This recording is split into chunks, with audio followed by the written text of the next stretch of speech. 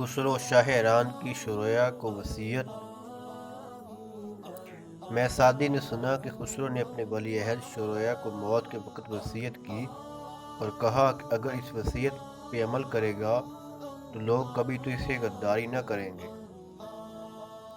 وصیت یہ ہے کہ رعایا کے ساتھ بھلائی کر اور ان سے مشورہ لیتا رہ، کیونکہ رعیت ظالم بادشاہ سے بھاگتی ہے اور اس کو دنیا بدنام کر دیتی ہے، اور جو بری بنیاد رکھتا ہے وہ تھوڑے ہی وقت میں اپنی بنیاد کھو دیتا ہے۔ شیر اور شمشیر زن دونوں تباہی تو مچاتے ہیں، لیکن اتنی نہیں جتنی کہ عورتوں اور بچوں یعنی مظلوموں کے دل کیا بیوہ عورت کا جلایا ہوا چراغ شہر بھر کو جلا دیتا ہے۔ وہ بڑا خوش نصیب ہے جو حکومتی امور میں انصاف کرتا ہے۔ ایسے شخص کے مرنے کے بعد لوگ اس کے لیے رحمت کی دعا کرتے ہیں۔ جب ہر نیک کو بد نے مرنا ہے تو نیک ہو کر مرنا بہتر ہے۔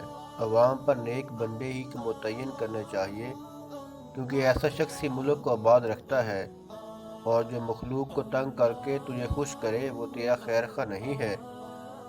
ایسے شخص کو حکومت دینا گناہ ہے جس کے ہاتھوں تنگ آ کر لوگ اللہ کی بارگاہ میں ہاتھ اٹھائیں، یعنی بد دعا کے لیے نیکوں کو نوازنے والا برائی نہیں دیکھتا، اور بروں پر مہربانی کرنے والا اپنی جان کا دشمن ہوتا ہے۔ دشمن کو فقط مالی جرمانے کی سزا کافی نہیں، اس کی تو جڑ ہی کاٹ دینا بہتر ہے۔ ایسے ہی ظالم حاکم کو مہلت نہ دے، بلکہ فوراً اس کے موٹے جسم سے کھال اتار لے، یعنی بھیڑیے کو بکریاں کھانے سے پہلے ہی مار دینا چاہیے۔ اسی طرح دشمن کو نقصان پہنچانے سے پہلے ہی ختم کر دینا چاہیے۔ گربے کشتن روز اول، یعنی بلی کو پہلے ہی دن قتل کر دینا چاہیے، یعنی ڈھیل دینا رعب کو ختم کر دیتا ہے۔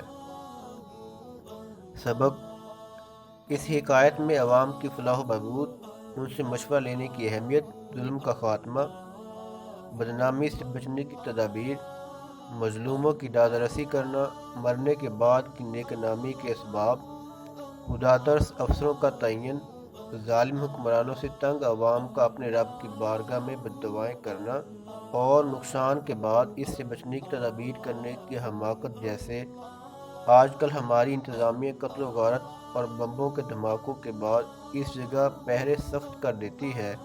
بھلا جرائم پیشہ لوگ اتنے ہی بے وقوف ہیں کہ ایک جگہ واردات کرنے کے بعد دوبارہ بھی اسی جگہ ہی کریں گے؟ اتنے وسیع ملک میں ان کو کوئی اور جگہ نہ ملے گی؟ مذکورہ عنوانات میں سے ہر موضوع اتنا تفصیل طلب ہے کہ پوری کتاب ایک عنوان پہ لکھی جا سکتی ہے، اور یہ تمام موضوعات دینی اور اسلامی ہیں، کیونکہ ان کا تعلق حقوق العباد سے ہے، اور جو بعض دفعہ حقوق اللہ سے بھی مقدم ہوتے ہیں۔ ہر موضوع پہ قرآن و سنت میں 20 دلائل دیے جا سکتے ہیں، لیکن یہاں اتنی گنجائش نہیں، اور اگر صرف 2 اشعار میں ان کا مفہوم بیان کیا جائے تو یوں کہا جائے گا: کرو مہربانی تم اہل زمیں پر، خدا مہرباں ہوگا عرش بری پر۔ ہیں وہی لوگ جہاں میں اچھے آتے ہیں جو کام دوسروں کے۔